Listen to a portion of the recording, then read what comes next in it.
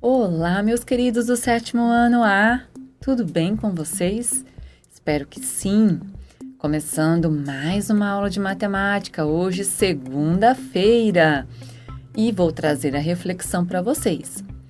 Melhor é o pouco com justiça do que a abundância de bens com injustiça. Provérbios 16:8. Isso mesmo. Tem pessoas que acham que precisam ter muitos bens para ser feliz. Não precisa. E principalmente se esses bens ainda vierem com injustiça, com trapaças, pode ter certeza que essa pessoa não terá paz. Tenha certeza de uma coisa: para ser feliz, precisa de pouco. E principalmente o que você mais precisa é ter Deus no seu coração. Nunca se esqueça disso. Bem, hoje eu vou trazer para vocês os objetivos das nossas aulas dessa semana.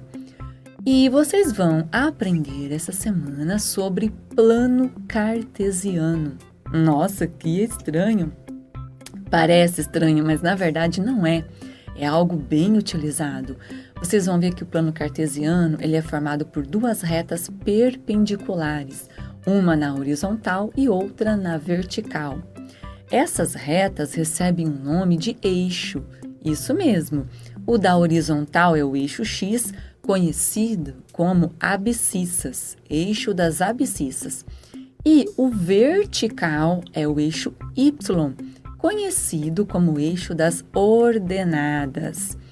E vocês vão trabalhar de forma a verificar que o ponto é formado pelo parzinho ordenado. De que maneira? O primeiro número está no eixo X e o segundo número no eixo Y. Então, agora eu convido vocês a assistirem aos vídeos explicativos. Sétimo ano, e mais uma vez eu venho chamar a atenção porque ainda há alguns alunos que não estão assistindo ao vídeo. E é fundamental assistir. Por quê?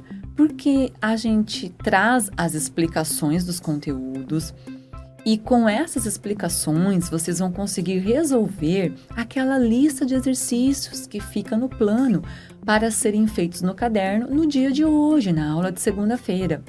Então assistam, porque vocês vão conseguir tirar também muitas dúvidas assistindo aos vídeos. Não se esqueçam disso. Vamos começar então, tá? Olá pessoal, tudo bem? O vídeo de hoje é sobre plano cartesiano. O sistema de coordenadas cartesianas, mais conhecido como plano cartesiano, foi criado por René Descartes com o objetivo de localizar pontos. O plano cartesiano pode ser utilizado na construção de gráficos de funções, em estudos geográficos, no serviço de GPS, na localização de um lugar em um cinema e ou teatro, entre outros. Bom, pessoal, o plano cartesiano ele é basicamente composto por duas retas numeradas perpendiculares que se cruzam em um único ponto, denominado origem. Essas retas numeradas, a que fica na horizontal, ela é denominada eixo das abscissas, mais conhecida como eixo X. A reta numerada que fica na vertical, ela é denominada eixo das ordenadas, mais conhecida como eixo Y. E no plano cartesiano, os pontos que não estão sobre os eixos estarão nos quadrantes. Então, por exemplo, eles ficam no sentido anti-horário. Primeiro quadrante, segundo quadrante, terceiro quadrante e quarto quadrante. Quando você for construir um plano cartesiano, é muito importante que você utilize uma malha quadriculada, um papel quadriculado. Se você for fazer em uma folha de sulfite, assim como eu fiz aqui na lousa, é imprescindível a utilização de uma régua. E é muito importante também observar os números que estão nessas retas. Então, no eixo X, à direita, nós temos os números positivos, 1, 2, 3, 4, 5, 6, enfim. À esquerda, nós temos os números negativos, menos 1, menos 2, menos 3, menos 4, menos 5, enfim. No eixo Y, que é o eixo das ordenadas, Acima da origem, nós temos os números positivos, 1, 2, 3, 4, 5, enfim. E abaixo nós temos os números negativos, menos 1, menos 2, menos 3, menos 4, menos 5, enfim. Primeiro exercício, localize os pontos. A, menos 4 e 5, B, menos 5 e menos 3, C, 2 e menos 4, D, 3 e 2, E, 4 e 0 e F, 0 e 3. Quando nós vamos localizar um ponto em um plano cartesiano, nós vamos utilizar as coordenadas cartesianas para representar este ponto. E as coordenadas cartesianas, elas são formadas por um par ordenado, por um número x e um número y. Então, por exemplo, o ponto A, as coordenadas cartesianas deste ponto A é o menos 4 e o 5. Então, como que eu vou localizar isso? Esse menos 4, ele estará no eixo x e o 5 estará no eixo y. Então, por exemplo, aqui, o A, menos 4 de x e 5 de y. Eu venho aqui no eixo x. Onde está o meu menos 4? Está aqui. Onde está o 5 de y? Aqui. Então, a união desses dois pontos vai formar o ponto A, ou seja, a união dessas coordenadas irão formar o ponto A, menos 4 de x e 5 de y. Então, eu vou utilizar aqui a régua, menos 4 de x e 5 de y. Aí eu formo o ponto A. O ponto B, menos 5 de x e menos 3 de y. Onde está o menos 5 de x? No eixo x, o menos 5 está aqui. E o menos 3 de y? Onde está o menos 3 de y? Aqui. Então, a união do menos 3 de y e menos 5 de x irão formar o ponto B. Então, menos 5 de x e menos 3 de y irão formar o ponto B. E o ponto C, 2 de x e menos 4 de y. No eixo x, onde está o 2? Aqui. No eixo y, onde está o menos 4? Aqui. Então, a união desses dois irão formar o ponto C.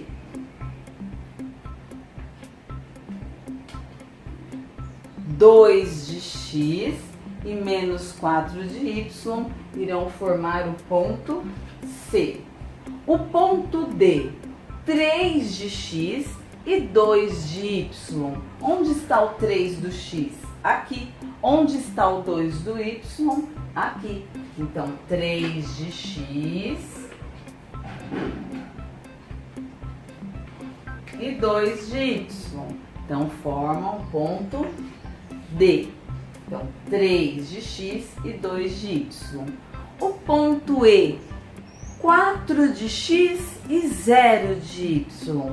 4 de x e 0 de y. Nesse caso, quando nós temos o 0 aqui, ou no x ou no y, nós temos que o ponto estará sobre os eixos. Nesse caso, eu tenho 4 de x e 0 de y. Isso significa que o ponto E estará sobre o eixo x. 4 de x, 0 de y. Então, onde ele fica? Ele fica sobre o eixo x. Ele fica aqui em cima do número 4. Por quê? Porque eu tenho 4 de x e 0 de y. Então, ele fica aqui. Agora, no ponto F, 0 de x, 3 de y. Onde ele está? 0 de x, 3 de y. Então, ele vai ficar sobre o eixo y.